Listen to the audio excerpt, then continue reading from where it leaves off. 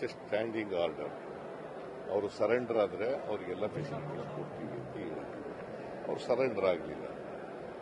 ಕೇರಳ ಸರ್ಕಾರ ಅವ್ರಿಗೆ 25 ಲಕ್ಷ ರಿವಾರ್ಡ್ ಕೊಡ್ತೀವಿ ಅಂತ ಹೇಳಿದ್ರು.